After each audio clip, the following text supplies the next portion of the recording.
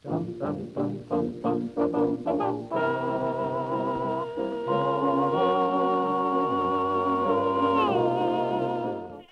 lang yata ang bansa na pinag-iisipan pang bigyan ng hero's burial ang isang diktador.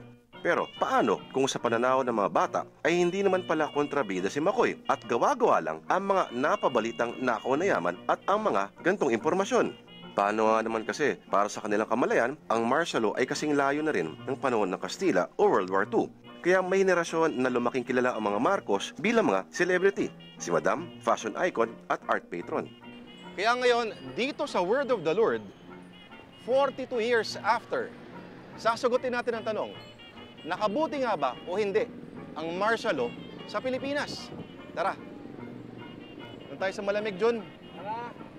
Sa ng mga bagets, mas disiplinado yung mga tao nun. Na-disiplina yung mga Pilipino. Napaganda po ni Marcos, sa disiplina niya po talaga yung bansa. fact, wala nga naman masyadong krimen. E paano rin naman kasi malalaman ng tao, saradong lahat ng mga himpilan na telebisyon, radyo at dyaryo.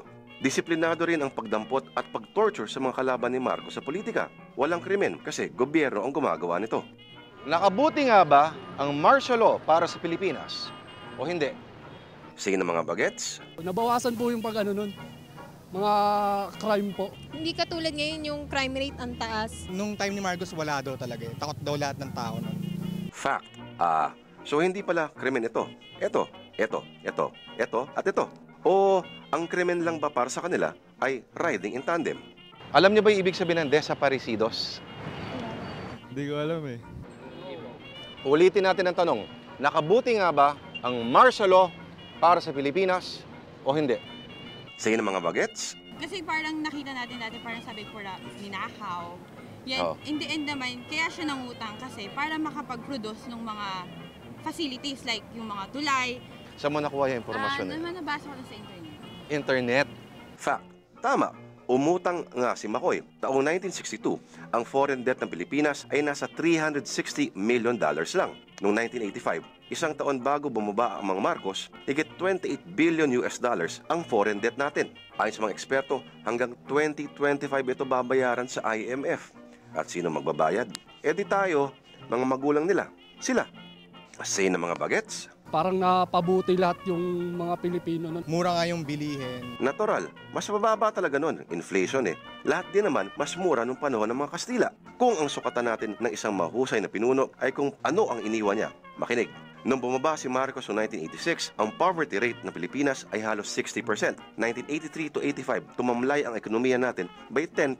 At matapos ang EDSA, isang dekada ang kinailangan para makabalik lang tayo sa antas noong 1982. GDP ng Pilipinas noong 1966, 3.4%. 1986, 1.4%. Taong 1966, ang peso-dollar exchange rate ay $1 is to 3 pesos and 50 cents. Noong 1986, 1 is to 20.53. Anong next Singapore pinagsasabi mo dyan, boy? Ano ibig sabihin ng crony? Alam niyo ibig sabihin ng crony? Crony, ikaw. Hindi rin po. Psych ako eh. Psych. Ay, nako. Bakit ba tayo nagkaganito? Saan ba tayo nagkulang? Sino nga ba nagkulang?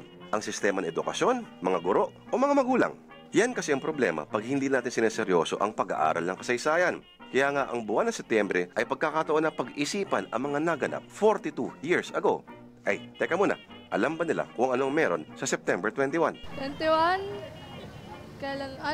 Walang pasok. Bakit? Kasi may bagyo. Ay, Sabado po yun. Wala tayong pasok nun Ay, ano ba ngayon? September 21. Araw ng kalayaan, parang ganun. Ano kalayaan, tol? Okay, congratulations. Thank you, Tol.